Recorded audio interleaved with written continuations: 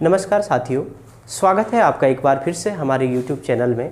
Last time मैंने आप लोगों को तिरुमल चंद के बारे में बताया था और आज जो टॉपिक हम स्टार्ट करने वाले हैं ये टॉपिक है बाज बहादुर चंद का। तो बाज बहादुर चंद को शुरू करने से पहले मैं एक बार बता दूं, तिरुमल चंद और विजय चंद का जो शासन हमने पढ़ा था तो इसमें हमने 3 लोगों के बारे में जिक्र किया था। संग्राम कार्की हो गया, पीरू लाला हो गया और विनायक भट्ट हो गया। इन तीनों का शासन हमने विजय चंद के समय में देखा था।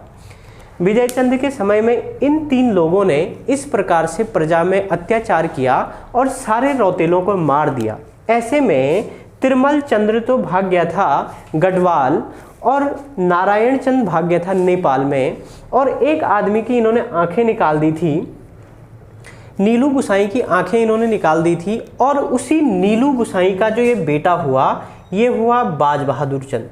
ठीक, तो ये बाज बहादुर चंद को उस समय एक दासी ने चुपके से उठा करके एक ब्राह्मण के घर दे दी थी, यानी कि कोई महिला थी तिवारी ब्राह्मण। ठीक है, तो इस तिवारी ब्राह्मण के घर में इस बाज बहादुर चंद को छुपा करके ले जाया गया। इसका नाम था बाजा। तो इस बाजे को उस तिवारी महिला के घर में रख दिया और बड़े होने तक ये वहीं रहा। ठीक, तो जैसे विजय चंद का शासन समाप्त हुआ, तिरुमल चंद राजा बना, तो तिरुमल चंद ने क्या किया कि सारे जो रौतेले थे उनको ढूंढने का प्रयास किया कि इसके समय में कितने लोगों को मारा गया। ऐसे में उसको पता चला इस बाजे का कि ये बाजा किसी तिवारी ब्राह्मण के घर में है। तो उसने फिर वहाँ अपने सैनिकों को भेजा और उस बाजे को वहाँ से बुलाया कि हम इसको राजकुमार बनाएंगे। लेकिन तिवारी महिला ने बाजे को देने से मना कर दिया, क्योंकि उसको भी डर था कि मैंने इसको पाल पोस के इतना बड़ा किया और जैसे पिछले समय में राजकुमारों को मारा जा रहा था वैसे शायद इसको भी मारा जाए। तो फिर उसको आश्वासन दिलाया गया, विश्वास दिलाया गया कि उसको मारेंगे नहीं बल्कि उसको राजकुमार बनाना चाहते हैं। तो उसके बाद जब तिरुमल चंद्र वहाँ स्वयं गए और उससे राजकुमार बनाने की बात कही तो उस बाज बहादुर बाजे को वहाँ से बुलाया गया और उसको राजकुमार बनाया गया। तो जब तिरुमल चंद की मृत्यु हो गई तो उसके बाद ये बाज बहादुर, या जिसे बाजा कह रहे हैं, ये शासक बना और इसका टाइम पीरियड है 1638 से लेकर के 1678 का इसका टाइम पीरियड है, यानी कि लगभग 40 सालों का इसका शासन है। अब जब इसने शासन प्रारंभ किया तो शासन को प्रारंभ करने में इसने जो प्रबंधन किया, सबसे महत्वपूर्ण बात आती है कर प्रणाली की। अब कर क्या है? शासन को चलाने के लिए जो टैक्स कलेक्ट करना था वो सबसे ज़्यादा योगदान था उसमें तराई और भाबर क्षेत्र का। लेकिन तराई और भाबर की समस्या क्या थी कि यहाँ हर बार हिंदू कटेहर लोग आक्रमण कर देते थे, लूटपाट कर देते थे, अधिकार कर लेते थे। जैसे हमने गरुड़ ज्ञानचंद के समय में पढ़ा, रुद्रचंद के समय में पढ़ा और बार बार ऐसे पढ़ते आए हैं कि यहाँ पर कटेहरों का आक्रमण होता है। ऐसे में ये राजा पहुंचा सीधे दिल्ली दरबार में, और दिल्ली दरबार को देखेंगे तो उस समय दिल्ली में किसकी सत्ता है? उस समय दिल्ली में है शाहजहां की सत्ता। शाहजहां का टाइम पीरियड 1628 से शुरू हो जाता है, तो शाहजहां की सत्ता है दिल्ली में। और गढ़वाल में है पृथ्वीपति शाह की सत्ता। हमने पिछले वीडियो में देखा था कि महिपति शाह तिरुमल चंद के साथ युद्ध में मारा गया था, तो उसी महिपति शाह का अल्पवयस्क पुत्र था ये पृथ्वीपति शाह, जिसकी माता थी कर्णावती, जिसको नकटी रानी के नाम से भी हम जानते हैं। ये हम गढ़वाल के इतिहास में इसको डिटेल से पढ़ेंगे। तो जब ये शाहजहां के पास गया, इसने शाहजहां से मदद मांगी कि तराई के क्षेत्रों में हिंदू और ये कटेहरों का जो शासन है ये हम लोगों को परेशान कर रहा है। ये जो ज़मीनें हैं ये हमारी हैं, यहाँ पर कर वसूलने का अधिकार हमारा है, और ऐसे में कटेहर लूटपाट करके प्रजा को परेशान कर रहे हैं, तो इसलिए इस क्षेत्र में हमारी मदद करो। तो शाहजहां ने कहा कि अभी तो युद्ध का समय है, हम गढ़वाल पर आक्रमण करने की रणनीति बना रहे हैं, और अगर तुम क्या करो कि गढ़वाल के क्षेत्र पर आक्रमण करके हमारा सहयोग करो और मैदानी क्षेत्रों में हम तुम्हारा सहयोग करेंगे। तो ऐसे में क्या हुआ कि जब ये पृथ्वीपति शाह गढ़वाल का राजा बना, तो ऐसे में शाहजहां ने गढ़वाल पर आक्रमण किया। एक सेना भेजी थी नवाजत खां के समय में, और उस समय में गढ़वाली सैनिकों की वीरता, और ये उस समय बताऊंगा मैं कहानी जब गढ़वाल के इतिहास में पढ़ेंगे किस प्रकार से ओलावृष्टि और बहुत सारी चीज़ें हैं। तो पहले युद्ध में नवाजत खां को हार का सामना करना पड़ा था, जिस समय कहते हैं उसके सैनिकों के हाथ पैर काट, ये नाक कान कटवा दिए थे। उसके बाद दूसरा आक्रमण किया खलीलुल्लाह के नेतृत्व में। मुगल सेना ने दूसरा आक्रमण खलीलुल्लाह के नेतृत्व में किया, और इन्होंने किया मैदानी क्षेत्रों से तो मुगल सेना ने आक्रमण किया, ठीक, और पूर्व से आक्रमण किया कुमाऊं ने, और पश्चिम से आक्रमण किया सिरमौर ने। तो इस तरीके से तीनों ओर से गढ़वाल पर आक्रमण किया गया। तो पूर्व से आक्रमण किया कुमाऊं ने, और इस बाज बहादुर चंद ने गढ़वाल क्षेत्र में जो युद्ध में वीरता दिखाई, उसी वीरता के कारण इसको बहादुर की उपाधि दी शाहजहां ने इसको बहादुर की उपाधि दी, और तराई भाबर का जो क्षेत्र दिया उसको जमींदार की उपाधि दी। तो पहले इसका नाम क्या था, बाजा था, बाजचंद था। तो जब शाहजहां ने इसको बहादुर की उपाधि दी तो तभी से इसको बाज बहादुर चंद के नाम से जाना जाता है। साथ ही इसको एक उपाधि और दी गई, जमींदार की उपाधि भी इसको दे दी गई, ठीक। इसके साथ ही कुछ इतिहासकार ऐसे मानते हैं कि इसको शाहजहां ने महाराजा धीराज की उपाधि भी दी है, ठीक है, लेकिन ये इस बात के प्रत्यक्ष प्रमाण मिलते नहीं हैं, तो इसलिए ये चीज़ बहुत ऐसा प्रमाण मिलता नहीं है। लेकिन अगर शाहजहां के संबंध में कोई प्रश्न कुमाऊं क्षेत्र का बनेगा तो आपका उत्तर बाज बहादुर चंद ही होगा। यानी कि अगर इस प्रकार का प्रश्न बनेगा कि बाज बहादुर को किस मुगल शासक ने महाराजा धीराजा की उपाधि दी थी, तो तब भी आपका शाहजहां आएगा, और किस शासक को आपको महाराजा चंद राजवंश के किस शासक को महाराजा धीराज की उपाधि प्रदान हुई, तो भी आपका बाज बहादुर आएगा। बाकी बहादुर की उपाधि और जमींदार की उपाधि इसको शाहजहां ने दी थी। जब इसने गढ़वाल पर आक्रमण किया तो इसने गढ़वाल से नंदा देवी की मूर्ति को उठाया और अल्मोड़ा के राजमहल में स्थापित कर दिया, ठीक। तो इस तरीके से इसने गढ़वाल में आक्रमण किया और मुगलों की मदद की। इस मदद के उपलक्ष्य में तराई का क्षेत्र शाहजहां ने कुमाऊं के राजा बाज बहादुर को दे दिया, उसको ये उपाधि भी दे दी। और फिर इसने कुमाऊं में इस तराई क्षेत्र में एक शहर बसाया जिसको बाजपुर के नाम से भी जाना जाता है, ठीक। तो ये इसका शासन दिल्ली सल्तनत के साथ इसके संबंध है। फिर इसके बाद इसके दरबार में आता है सुलेमान सिकोह। अब ये सुलेमान सिकोह कौन है? सुलेमान सिकोह को देखने से पहले हम एक बार थोड़ा दिल्ली सल्तनत को देख लेते हैं। इस समय दिल्ली में क्या है कि शाहजहां का शासन है। शाहजहां 1628 में गद्दी पे बैठता है, तो 1628 में शाहजहां का शासन है, और 1657 के आसपास ये बीमार पड़ जाता है शाहजहां। तो बीमार जब ये पड़ जाता है, तो जब शाहजहां अपने अंतिम समय में था, तो इसने अपने सबसे प्रिय पुत्र दारा को अपने पास रखा था, दारा सिकोह को, ठीक है। उसके बाद एक पुत्र था शाह शुजा, इसको बंगाल में भेजा गया था, औरंगजेब को दक्षिण में भेजा हुआ था, और मुराद बख्श को गुजरात में भेजा हुआ था।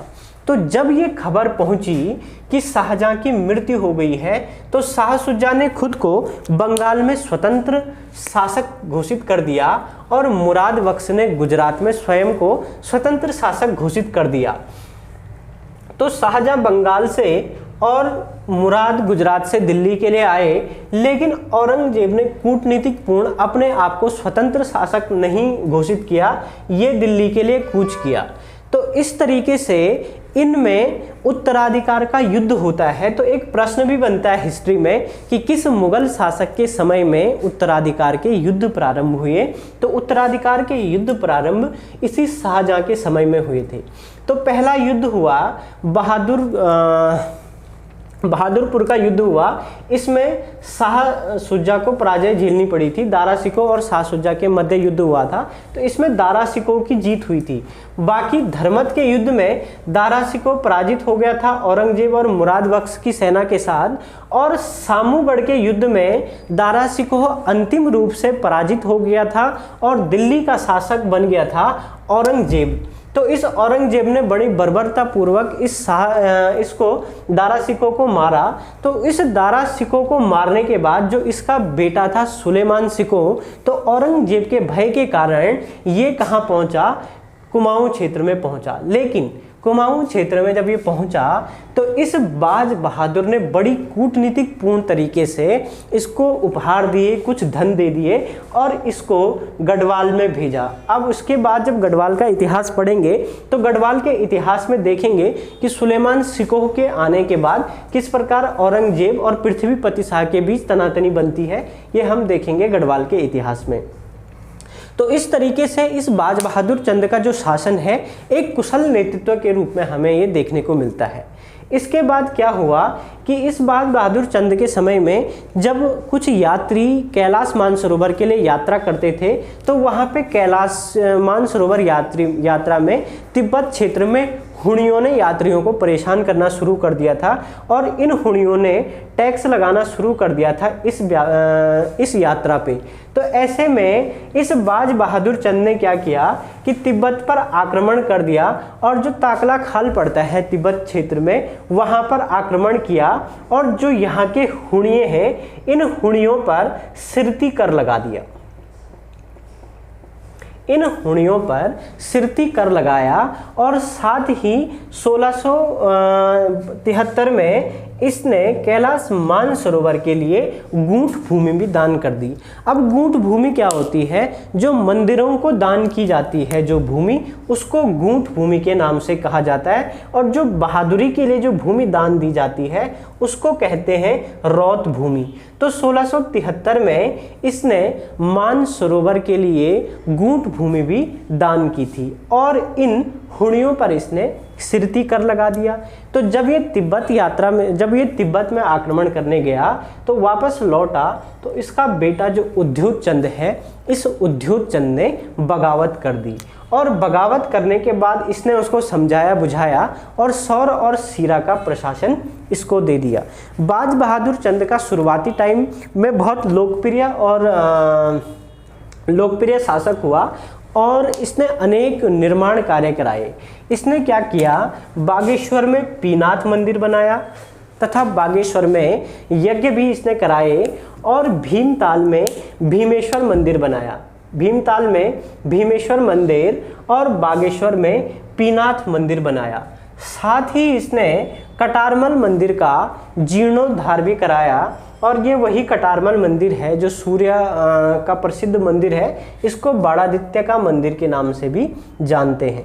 बाजपुर शहर इसने बसाया और इसने अल्मोड़ा में त्याड़ी नौले का भी निर्माण किया।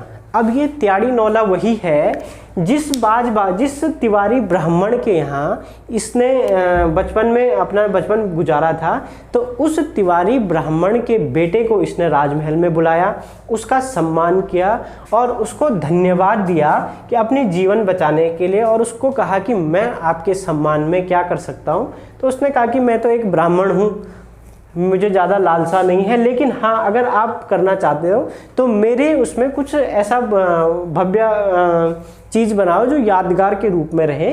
तो उस बाज बहादुर ने फिर उस ब्राह्मण के लिए त्याड़ी नौले का निर्माण किया। साथ ही इसके समय में एक हथिया देवाल का भी निर्माण हुआ। ये एकास्म है, यानी कि एक ही पत्थर से बना हुआ है ये एक हथिया देवाल, और इसकी तुलना जो की जाती है कैलाश, ये एलोरा के कैलाश मंदिर से इसकी तुलना की जाती है। ठीक, तो अगर इस प्रकार का प्रश्न बनेगा कि निम्न में कौन सा स्थान एलोरा के कैलाश मंदिरों के समान माना जाता है, तो ये जो है एक हथिया देवाल है और ये पड़ता है पिथौरागढ़ में। पिथौरागढ़ में है एक हथिया देवाल, और वहीं एक हथिया देवाल आपका पिथौरागढ़ में पड़ेगा। तो इस तरीके से इसने निर्माण कार्य किए। ठीक है। इसके निर्माण कार्य के साथ साथ इसने इतने और कार्य कर दिए, यात्राएं, निर्माण, यज्ञ, तो कहते हैं कि इसका सारा धन समाप्त हो गया और इसने जो ये सिरती कर है हुणियों पे लगाया था, अब ये कर इसने भोटियों पे भी लगाना शुरू कर दिया। साथ ही इसने मांगा कर भी लगाया था। अब ये मांगा कर आगे के समय में हम देखेंगे तो गोरखा काल में भी देखने को मिलेगा। तो मांगा जो इसने लगाया था वो 2 रुपया मांगा कर लगाया था, जबकि गोरखा काल में हम इस मांगा कर को देखेंगे तो ये 1 रुपया लगता है, युवाओं पर लगने वाला कर है। साथ ही इसने फटांग हो गया, कस्तूरी नाभा हो गया और नमक कर भी इसने लगाया। इसने जो है फटांग कर लगाया, कस्तूरी नाभा लगाया और नमक कर लगाया। ये अपने आप में एक सोने का चूरा होता था, सोने का चूर्ण होता था ये फटांग। तो इस तरीके का कर भी इसने लगाया। और ये चंद काल का पहला राजा है जिसने कुमाऊं में जजिया कर भी लगाया था। ठीक, जजिया कर मुस्लिम शासकों ने लगाया था। भारत में मुस्लिम शासकों ने जजिया कर लगाया और इसने कुमाऊं में जजिया कर लगाना शुरू कर दिया था। और जजिया कर से जो कर कलेक्ट होता था, जो धन कलेक्ट होता था, उसको ये भेजता था दिल्ली दरबार में। और दिल्ली दरबार से ये इतना प्रभावित हुआ कि इसने जो अपने राज्य को दिल्ली दरबार के अनुसार ढालने का प्रयास किया। ठीक, तो ये इसका प्रशासन था। और इसके प्रशासन के बाद ऐसा इसके बुढ़ापे का प्रशासन जो है, बुढ़ापे में ये राजा अत्याचारी हो गया था। इसको बूढ़ा अत्याचारी शासक के नाम से भी जाना जाता है। दरअसल जब ये राजा अपने बुढ़ापे के समय में था तो ऐसे में एक ब्राह्मण मिला इसको, डालकोटी का ब्राह्मण। अब ये एक डालकोटी ब्राह्मण के जाल में फंस गया। कहते हैं कि जब ये डालकोटी का ब्राह्मण राज दरबार में आया तो इसने कहा कि आपके जो राज्य में दुनिया भर के षड्यंत्र हो रहे हैं और मेरे पास ऐसा उपाय है कि मैं इस षड्यंत्र का पता लगा सकता हूँ।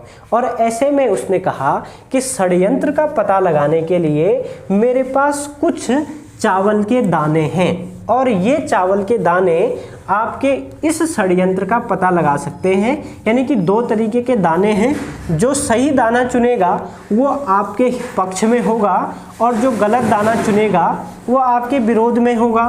तो कहते हैं कि उस ब्राह्मण की कूटनीति ऐसी थी कि जो जो उसको नापसंद था उसने सबको मरवा दिया और उसने सबको मरवा दिया जो उसको पसंद नहीं थी। जब राजा को इस बात का पता चला तो उसको काफ़ी दुख हुआ और इसके अत्याचारों के लिए जनता ने इसको बूढ़ा अत्याचारी शासक कहा। ठीक, जनता ने इसको बूढ़ा अत्याचारी शासक कहा। और जब ये राजा अपने अंतिम दिनों में था तो इसका समय कुछ शाहजहां की तरह बीता।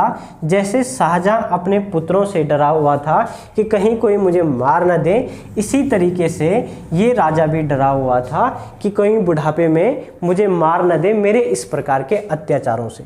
ठीक, और इसके समय में एक और घटना भी हमको देखने को मिलेगी जो है तीलू रौतेली की घटना। तीलू रौतेली की घटना भी इसी के समय में देखने को मिलता है। तीलू रौतेली जिसे गढ़वाल की झांसी की रानी के नाम से जाना जाता है, वो तीलू रौतेली की घटना इसके समय में हुई थी। ठीक, तो तीलू रौतेली को गढ़वाल का जॉन ऑफ आर्क भी कहते हैं। तीलू रौतेली ने कत्यूरियों के साथ युद्ध किया था और अपने पिता भूप सिंह की मृत्यु का बदला लिया था। ठीक, तो भूप सिंह की मृत्यु का बदला लिया था, इसके दोनों भाई मारे गए थे। तो तीलू रौतेली के संबंध में भी आपका 1-2 प्रश्न बन जाते हैं। एक तो गढ़वाल की झांसी की रानी हो गई, दूसरा गढ़वाल की जॉन ऑफ आर्क हो गया। और जब ये तीलू रौतेली ने कत्यूरियों के साथ युद्ध किया, कालिंगा खाल के युद्ध में इसने कत्यूरियों को पराजित किया और कुमाऊं का क्षेत्र भी अपने कब्जे में ले लिया था कुछ, और उसके बाद इसने कुमाऊं के सैनिकों को भी परास्त कर दिया था, कुमाऊं का काफ़ी क्षेत्र कैप्चर कर दिया था। और कहते हैं कि तीलू रौतेली को छल पूर्वक मारा गया जब एक बार तीलू रौतेली पूर्वी नयार में स्नान कर रही थी, तो उस समय छल पूर्वक इन कत्यूरी सैनिकों ने उसका वध कर दिया। तो उसकी वीरता को देख करके तीलू रौतेली को गढ़वाल की झांसी की रानी के नाम से भी जाना जाता है। ठीक, तो तीलू रौतेली से जो प्रश्न बनेंगे, गढ़वाल की झांसी की रानी हो गया, जॉन ऑफ आर्क हो गया, और बीरों खाल में इसकी समाधि है। तीलू रौतेली की जो समाधि है वो बीरों खाल में है, पौड़ी में। तो इससे इतना प्रश्न बनेंगे आपके बाज बहादुर चंद के, और बाज बहादुर चंद के बाद उद्योगचंद राजा बनेगा। ठीक है, तो नेक्स्ट वाले वीडियो में हम उद्योगचंद को देखेंगे। तो अगर आपने अभी तक चैनल को सब्सक्राइब नहीं किया है तो कृपया चैनल को सब्सक्राइब कर दें। ये सीरीज़ हमारी इसी प्रकार कंटिन्यू चलती रहेगी। धन्यवाद।